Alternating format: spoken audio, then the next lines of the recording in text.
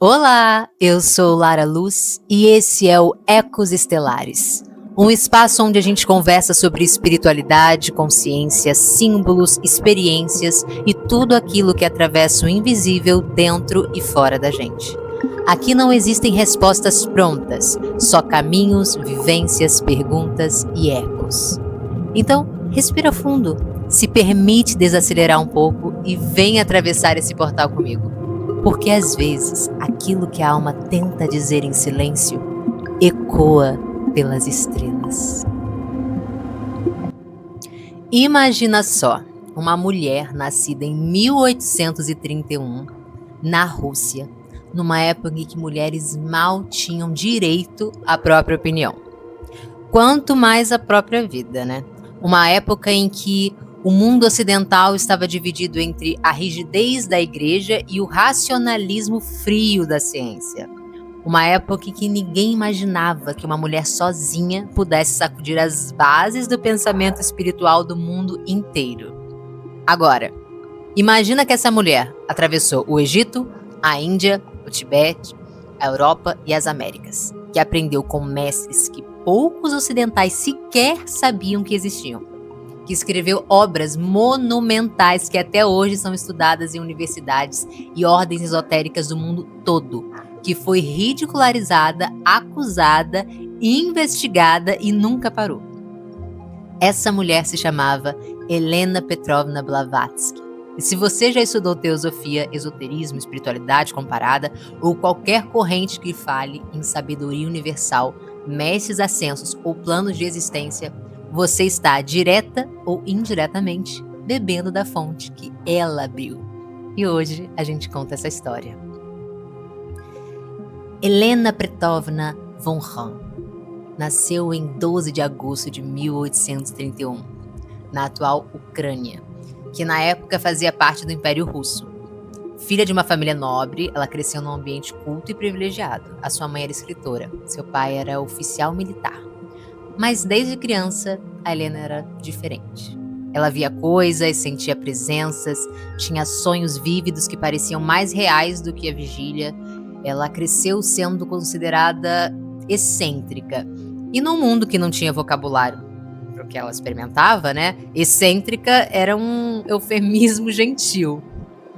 Aos 17 anos, para escapar de um casamento infeliz, ela casou com um homem bem mais velho, um general, o Nikfor Blavatsky. Posso não estar pronunciando esse nome correto, mas o casamento durou poucos meses. Ela foi embora, e aí começou a vida real de Helena. Por quase 20 anos ela viajou Egito, Grécia, América do Norte, do Sul, Europa, Oriente Médio e 2 vezes em circunstâncias que ela mesma descreveu como extraordinárias, foi ao Tibete. Numa época em que o Tibete era praticamente inacessível a qualquer ocidental, muito menos a uma mulher viajando sozinha, né? E foi lá, segundo ela, que ela encontrou os Mahatmas, mestres espirituais altamente evoluídos que viviam retirados do mundo, mas mantinham contato com certos discípulos escolhidos.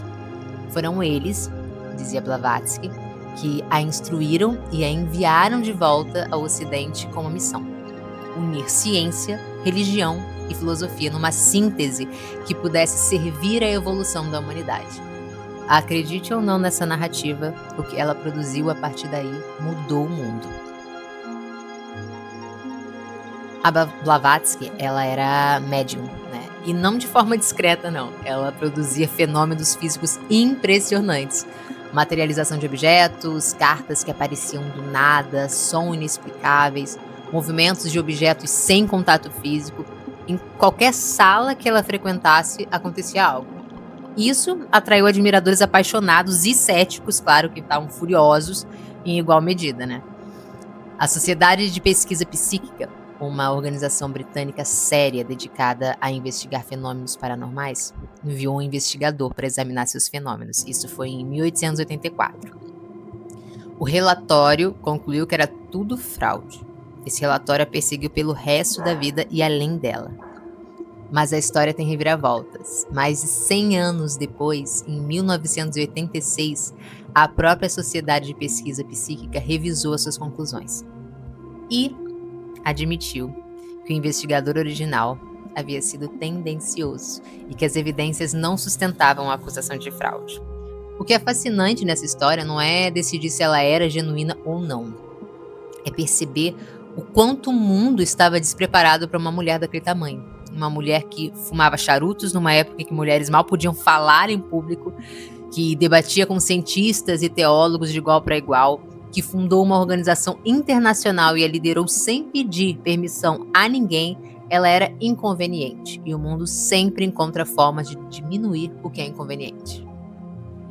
E foi em 1875, em Nova York, que a Blavatsky fundou, junto com o coronel Henry Steele e o advogado William Kwan, a Sociedade Teosófica. O nome vem do grego, Theos, divino, e Sofia, sabedoria, sabedoria divina, ou sabedoria sobre o divino. A sociedade ela foi fundada com 3 objetivos que até hoje são seus pilares. O primeiro, que é formar um núcleo de fraternidade universal da humanidade, sem distinção de raça, de credo, de sexo, de cor, de nada. E o segundo, encorajar um estudo comparado de religião, filosofia e ciência. E o terceiro, investigar as leis inexplicadas da natureza e os poderes latentes no ser humano. Pensa no que isso significava em 1875. Num mundo que era dividido entre religiões que se combatiam, e uma ciência que negava tudo que não pudesse ser medido. Uma organização dizendo que todas as tradições compartilham de uma sabedoria comum, que a ciência e a espiritualidade não são inimigas e que o ser humano tem potenciais que ainda não compreendemos. Isso era revolucionário. A sociedade ela cresceu rapidamente. Olcott e Blavatsky se mudaram para a Índia, onde estabeleceram a sede em Adyar, Chennai, onde funciona até hoje. A teosofia encontrou no Oriente um terreno fértil e Blavatsky mergulhou ainda mais fundo nas tradições hindus e budistas. Em 1878, ela se tornou a primeira americana a se converter formalmente ao budismo, junto com Olcott. Eles foram recebidos no Sri Lanka com uma recepção que parecia de chefes de Estado. A influência que exerceram no renascimento do budismo do Ocidente foi enorme e é reconhecida até hoje. Falando nisso, a Blavatsky ela escreveu muito, E o que ela escreveu não era literatura de autoajuda, era filosofia densa, erudita, ousada. Eu amo os livros dela. Sua primeira grande obra, Easy Sem Véu, em português, foi publicada em 1877, 2 volumes, mais de 1000 páginas, propondo uma releitura de toda a história da religião e da ciência a partir de uma perspectiva esotérica. Vendeu a primeira edição em 10 dias. Mas a sua obra máxima veio em 1888, que foi A Doutrina Secreta. 2 volumes imensos, Cosmogênese e Antropogênese, onde ela apresenta uma cosmologia completa. Como o universo surgiu, como a consciência se desenvolveu, como a humanidade evoluiu ao longo de ciclos imensos de tempo. E A Doutrina Secreta, gente, é um livro difícil, tá? Ele é denso, não linear, ele é cheio de referências a tradições que poucos ocidentais conhecem. Mas é também um livro que, uma vez que entra na sua vida, muda a forma como você vê tudo. Conceitos que hoje circulam livremente em ambientes espirituais, planos de existência, raças raiz, ciclos cósmicos, a ideia de que a humanidade passa por grandes épocas de evolução, os mestres ascensos, a fraternidade, muitos deles chegaram ao Ocidente pelas mãos de Blavatsky. E mesmo quem nunca leu uma linha dela foi influenciado por ela. A teosofia ela alimentou o movimento da nova era. Influenciou Rudolf Steiner, que fundou a antroposofia, influenciou Carl Jung, que teve contato com textos teosóficos, influenciou Gandhi, que leu Blavatsky ainda jovem e disse que ela o ajudou a encontrar orgulho nas tradições indianas. Influenciou o movimento pelos direitos civis budistas no Sri Lanka também. Então, assim, uma mulher, um charuto, uma caneta e o mundo nunca foi o mesmo. A Blavatsky morreu em 1891 em Londres, com 59 anos. Ela trabalhou até o fim. O último volume de A Doutrina Secreta ainda estava sendo revisado quando ela partiu. Mais de 130 anos depois, e por que ela ainda importa? Primeiro porque ela foi pioneira numa ideia que hoje parece óbvia, mas era radical, que todas as grandes tradições espirituais do mundo compartilham de uma sabedoria comum. Que por baixo das diferenças de ritual, de nome, de forma, há uma mesma verdade sendo apontada de jeitos diferentes. E essa ideia, ela abriu a porta para o diálogo interreligioso, né? Para a espiritualidade comparada, para tudo que hoje nós chamamos de ecumenismo espiritual. E segundo, porque ela levou o Oriente a sério, né? No momento em que o Ocidente colonizava o Oriente e ele desprezava suas tradições como superstição primitiva. Ela disse, não, aí é sabedoria antiga, tem sabedoria profunda que o Ocidente vai precisar entender, e ela foi lá buscar essa sabedoria com muito respeito genuíno. E terceiro, porque ela foi uma mulher que não pediu licença, num século em que as mulheres eram propriedade, né? Primeiro do pai, depois do marido. Ela viveu como ela quis, estudou o que ela quis, escreveu o que ela quis e fundou o que quis. Pagou um preço alto por isso, mas ela não recuou. Quarto, talvez o mais importante. Por que as perguntas que ela fez continuam sendo as mais importantes? O que somos? De onde viemos? Para onde vamos? Existe uma ordem inteligente por trás de tudo? E o que a humanidade ainda pode se tornar? Essas perguntas, elas não têm resposta final, mas ter alguém que as faça com coragem, com rigor, com amor, isso importa em qualquer século.